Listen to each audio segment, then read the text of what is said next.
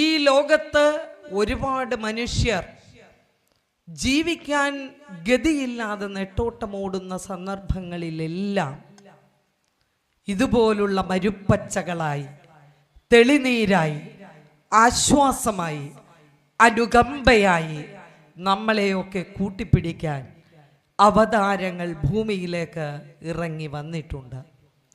ആ പരമ്പരയിൽപ്പെടുന്ന ബുദ്ധനെ പോലെ, ക്രിസ്തുവിനെ പോലെ, നബിയെ പോലെ, ശങ്കരനെ പോലെയൊക്കെ ആ പരമ്പരയിൽപ്പെടുന്ന ബ്രഹ്മത്തെ അറിഞ്ഞവൻ ബ്രഹ്മമാണ്. അതാണ് ആർഷഭാരത സംസ്കൃതി പഠിപ്പിക്കുന്നത്. അങ്ങനെ ബ്രഹ്മത്തെ അറിഞ്ഞ ബ്രഹ്മമായി, ഈ ലോകത്തിൻ്റെ ജഗദ്ഗുരുവായി, ജഗന്നാഥനായി ശ്രീനാരായണ ഭഗവാൻ പൊന്നിൻ ചിങ്ങമാസത്തിലെ പൊന്നിൻ ചതയ നക്ഷത്രത്തിൽ ചെമ്പഴന്തിയിലെ വയൽവാരത്ത് വീട്ടിൽ, ആ ഗ്രാമം തന്നെ ഈ ലോകത്തിൻ്റെ ഭൂപടത്തിൽ ചെമ്പഴന്തിക്കൊരു സ്ഥാനമുണ്ട് അല്ലേ? ചെമ്പകമലരിൻ്റെ സുഗന്ധമാണതിന്. അല്ലേ? ഇമ്പ,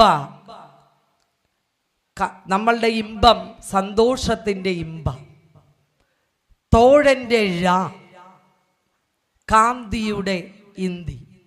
അപ്പോൾ ഒന്ന് ആലോചിച്ച് നോക്കിയേ, സന്തോഷം, ആനന്ദം, ചെമ്പകമലരിൻ്റെ സുഗന്ധമൊക്കെയുള്ള ഗ്രാമത്തിൻ്റെ ശ്രീതിലകമായി വാഴുന്ന ആ ചെമ്പഴന്തിയിലെ വയൽവാരത്ത് വീട്ടിൽ പൊന്നിൻ ചിങ്ങമാസത്തിലെ പൊന്നിൻ ചതയ നക്ഷത്രത്തിൽ കുട്ടിയമ്മ ജന്മം കൊടുത്ത നാണുവെന്ന കുഞ്ഞ് പൊക്കിൾ കൊടി ബന്ധം അറുത്തു മാറ്റിയപ്പോൾ കരഞ്ഞില്ല, കുളിപ്പിച്ചപ്പോൾ കരഞ്ഞില്ല, തട്ടി വീണപ്പോൾ കരഞ്ഞില്ല, വിശന്നപ്പോൾ കരഞ്ഞില്ല. സാധാരണ കുഞ്ഞുങ്ങൾ ജനിച്ചു കഴിഞ്ഞാൽ അതുങ്ങളുടെ എല്ലാ ആവശ്യവും കാണിക്കുന്നത് എങ്ങനെയാ? കരഞ്ഞോണ്ടാ അല്ലേ? പക്ഷെ നാണുവെന്ന കുഞ്ഞ് ഈ പറയുന്ന ഒരു കാര്യത്തിലും ജനിച്ചപ്പോൾ, കുളിപ്പിച്ചപ്പോൾ, തട്ടി വീണപ്പോൾ, വിശന്നപ്പോൾ ഒന്നും കരയാത്ത കുഞ്ഞ് കരഞ്ഞു. എന്നാ കരഞ്ഞത്? ഹലോ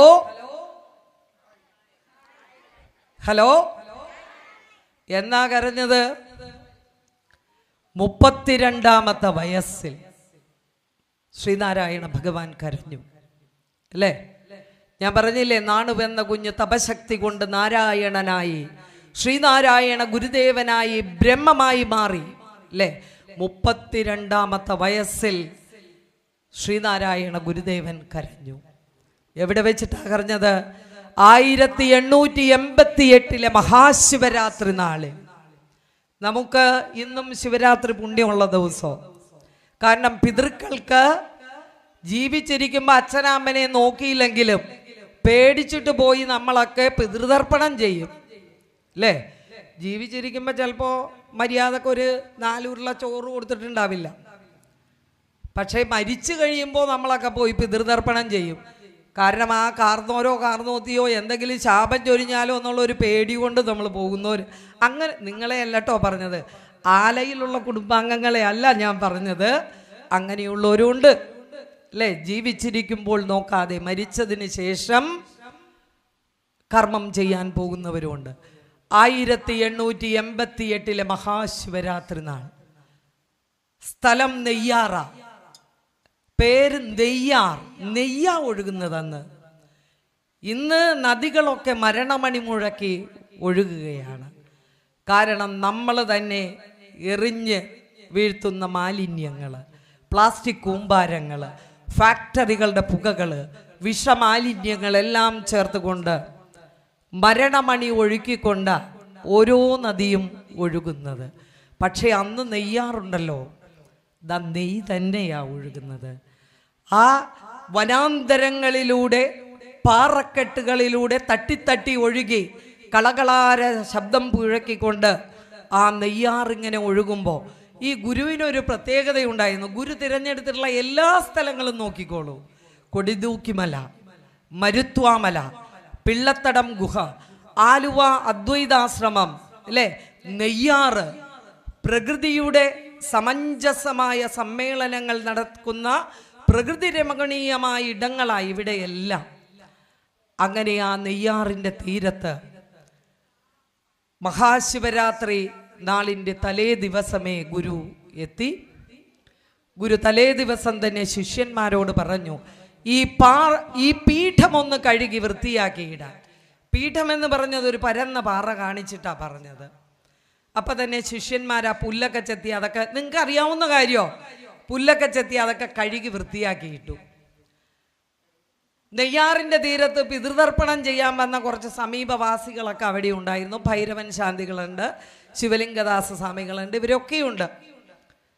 ഗുരുദേവൻ ധ്യാനത്തിലാണ്. ഗുരു എപ്പോഴൊക്കെ ധ്യാനത്തിലേക്ക് പോയാലും പിന്നൊന്നും ഒരാളും ചോദിക്കില്ല. അങ്ങനെ ധ്യാനത്തിലിരുന്ന ആ ഗുരുദേവൻ്റെ ഏതാണ്ട് സന്ധ്യ കഴിഞ്ഞു, ഇരുട്ട് കടന്നു വന്നു, പാതിരാവായി. ഗുരു തൻ്റെ ധ്യാനത്തിൽ നിന്ന് ഉണരുന്നില്ല. ഏതാണ്ടൊരു പാതിരാവ് കഴിഞ്ഞ് പുലർകാലം തുടങ്ങുന്നതിന് മുമ്പ് ശ്രീനാരായണ ഗുരുദേവൻ ആ ധ്യാനത്തിൽ നിന്ന് ഉണർന്നുകൊണ്ട് അരുവിപ്പുറത്തെ ശങ്കരൻ കുഴി എന്ന് പറയുന്ന കയം, നെയ്യാറിലെ ഏറ്റവും ആഴം കൂടിയ സ്ഥലമാണത്, ആ ശങ്കരൻ കുഴി എന്ന ഗർത്തത്തിലേക്ക് മുങ്ങിത്താണ്. അവിടെ നിന്ന് ഗുരു എഴുന്നേറ്റ് വരുമ്പോൾ മണിക്കൂറുകൾ കഴിഞ്ഞ ആ കയത്തിലേക്ക് മുങ്ങിത്താണവരാരും ഉയർന്നു പൊങ്ങിയിട്ടില്ല.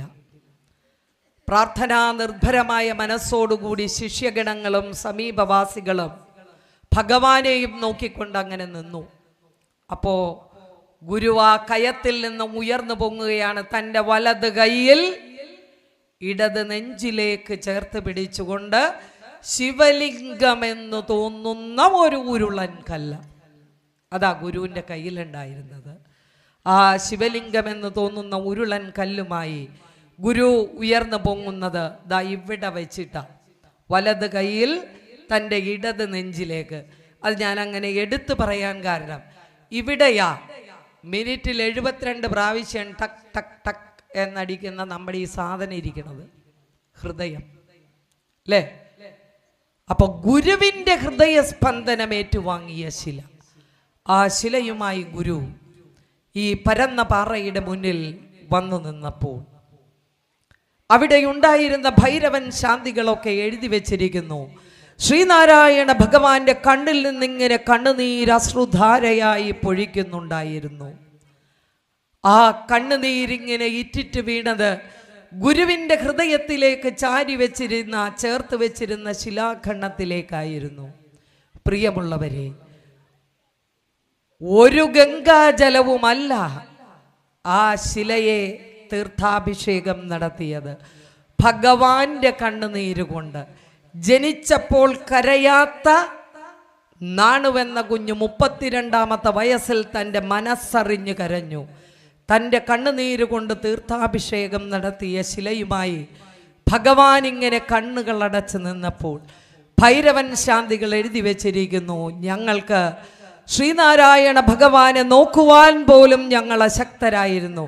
അത്രയും അഭൗമമായ ഒരീശ്വരൻ്റെ വിളയാടൽ ഞങ്ങളവിടെ അനുഭവിക്കുകയായിരുന്നു.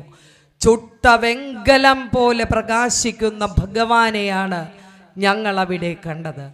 ആ പുലർകാല വേളയിൽ ആകാശത്ത് നിന്നൊരു അഗ്നിസ്ഫുലിംഗം താഴേക്ക് ഇറങ്ങി വരുന്നത് ഞാൻ എൻ്റെ കണ്ണുകൊണ്ട് കണ്ടു എന്ന് ഭൈരവൻ ശാന്തികൾ പറയുന്നു, എഴുതി വെച്ചിരിക്കുന്നു.